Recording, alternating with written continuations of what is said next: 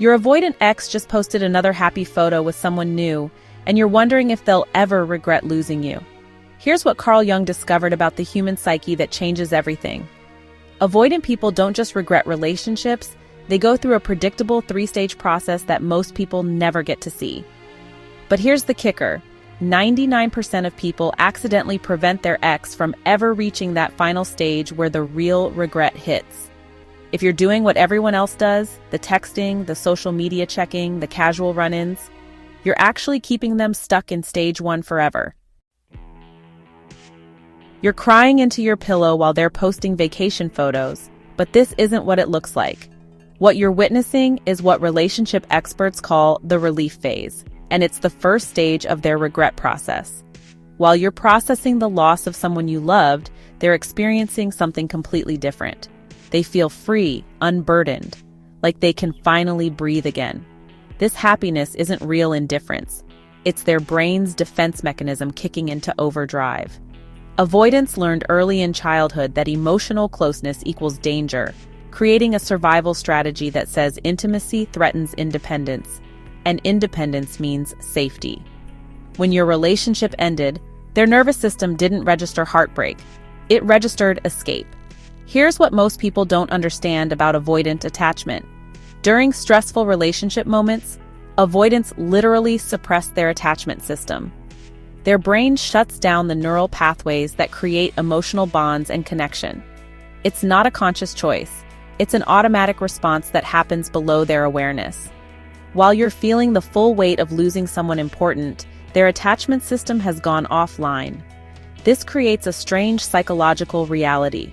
They need to convince themselves the relationship was wrong to feel emotionally safe. Your avoidant ex will focus on every argument, every moment of conflict, every time you seem needy or demanding. They'll replay these memories over and over, building a case that proves leaving was the right decision. This isn't about you being inadequate. It's about their brain protecting them from vulnerability. The relief they feel serves a specific purpose. It validates their core belief that relationships are more trouble than they're worth. Every happy moment without you becomes evidence that they made the smart choice. Every social event they attend alone feels like freedom rather than loneliness. Their brain prioritizes self-protection over emotional connection, and right now, self-protection is winning. During this relief phase, avoidants often throw themselves into activities that reinforce their independence. They'll travel, focus intensely on work, start new hobbies, or date other people. These aren't signs that they never cared about you. They're signs that they're working overtime to convince themselves they don't need emotional connection. The more frantically they pursue these distractions, the harder their brain is working to suppress their natural attachment responses. Understanding this process changes everything about how you interpret their behavior. When they seem cold and unaffected, they're not proving they never loved you. They're proving that love feels dangerous to them. Their emotional numbness isn't about your worth. It's about their fear. The vacation photos and social media posts aren't celebrations of your absence. They're desperate attempts to maintain the illusion that relationships are optional. This is why reaching out during this phase backfires so dramatically. Your contact reminds them why they needed to escape in the first place. It triggers their deactivation strategies and reinforces their belief that you represent emotional pressure. Every text you send gives them more evidence that leaving was necessary for their well-being. But this emotional numbness doesn't last forever. The relief phase has a hidden expiration date, and their brain can only maintain this level of emotional suppression for so long before cracks start to appear. Avoidants distance themselves not because they don't care, but because closeness feels unsafe. Yet the same attachment system they've been suppressing begins to quietly reactivate when the initial shock wears off. At 2 a.m., they view your story, but it's not romantic. It's testing your status in their mind. Your avoidant ex has entered what psychologists call the reflection phase, where they begin questioning their decision to leave. This isn't about missing you yet. It's about their brain trying to make sense of what happened. The initial high of freedom is wearing off, and reality is setting in. Without the immediate stress of relationship conflict, their nervous system is calming down. This creates space for different thoughts to emerge. They start wondering if they made the right choice. Did they overreact? Were things really that bad? These questions don't mean they want you back. They mean their attachment system is slowly coming back online. Research shows avoidants often experience numbness 2-4 months post-breakup, then attempt to repress it. The numbness they felt during the relief phase starts giving way to something more complex. They feel disconnected and meaningless, but they try to push these feelings down because acknowledging them feels dangerous. This internal conflict creates a strange psychological state. They need independence to feel safe, but curiosity about your life keeps pulling at them. They want to know if you're okay without seeming like they care. This tension between their need for space and growing interest in your well-being drives them to behaviors that seem contradictory. Social media becomes their primary tool for managing this conflict, allowing them to observe your life from a safe distance, without the emotional risk of direct contact. They might ask mutual friends about you in casual, seemingly uninterested ways. How is she doing? Has she mentioned anything about the breakup? These questions feel low stakes to them because they're not coming directly from them to you. They can gather information while maintaining the illusion that they don't really care about the answers. Their deactivation strategies, the mental tools they use to suppress attachment feelings, start failing as the dust settles. This creates cracks in their emotional armor. Small moments of missing you slip through, but they quickly shut them down before they can grow into something bigger. This is where most people make their biggest mistake. They see the social media activity or hear through friends that their ex has been asking about them, and they interpret this as an invitation to reconnect. But this completely destroys the delicate process happening in their ex's mind. The reflection phase is fragile. It only works when avoidants feel emotionally safe to explore their feelings. The moment you make contact, their nervous system perceives threat again. Their deactivation strategies kick back into high gear, and they retreat into their protective shell. Your attempt to reconnect becomes evidence that you're still emotionally needy, and that leaving was the right decision. Understanding this phase changes how you interpret their behavior. When they check your social media, they're not ready to reconnect. They're testing whether you still represent emotional danger. When they ask friends about you, they're not missing you yet. They're gathering intelligence to manage their own internal conflict. But something much deeper is building beneath the surface, and whether it emerges depends entirely on what happens next. This is the moment that separates the people who get their power back from those who stay stuck. Stage 3 is when your avoidant ex finally experiences what you felt when they first left: deep, crushing regret. But here's the catch that most people miss completely. This phase only happens under very specific conditions, and many people interrupt this by reaching out too soon. The deep regret phase represents a complete emotional shift for avoidants. After months of feeling relief and questioning their decision, something profound happens in their psychological landscape. The numbness lifts, their defenses crack, and they experience genuine longing for what they lost. This isn't the casual curiosity of stage 2. This is raw emotional pain that cuts through their usual detachment strategies. But this transformation only occurs when avoidants feel completely safe to experience these vulnerable emotions. They need to know that missing you won't lead to emotional pressure or demands for reconnection. The moment they sense any possibility of having to manage your feelings or expectations, their nervous system shuts down the entire process. This is why most people never see their avoidant ex reach this stage. Research shows that avoidants can only safely long for someone when that person is unavailable and out of contact. When you disappear completely, their attachment system finally feels safe enough to reactivate. Their usual fear of emotional engulfment transforms into something they rarely experience: fear of abandonment. This shift changes everything about how they process the relationship and their decision to leave. During this phase, avoidants enter what psychologists call nostalgic reverie. They start romanticizing your relationship and questioning whether they made a terrible mistake. The specific emotions they experience are intense and unfamiliar, genuine longing that hits them in waves and remorse as they understand the pain their actions caused. These feelings overwhelm them because avoidants spend most of their lives successfully avoiding vulnerability.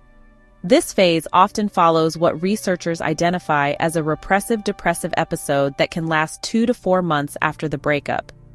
During this period, avoidants feel numb, disconnected, and meaningless. But they try to suppress these feelings rather than process them. Their usual distractions fail under quiet reflection, and the contrast between their current reality and memories of being with you becomes impossible to ignore. The regret bomb typically detonates when avoidants realize their attempts to wipe the slate clean with new relationships have failed. They understand that what they had with you wasn't easily replaceable, and they start questioning all the progress they thought they had made by leaving. This realization is particularly painful because it forces them to confront the possibility that their core strategy for emotional safety, avoiding deep connection, might be fundamentally flawed. The timing of this phase varies, but it usually occurs several months after the breakup, when the initial relief has completely worn off and their attempts at moving on have proven unsuccessful. They start to wonder if they threw away something valuable in their pursuit of independence and emotional safety. But here's the critical part. This entire process can be destroyed in an instant by one seemingly innocent action.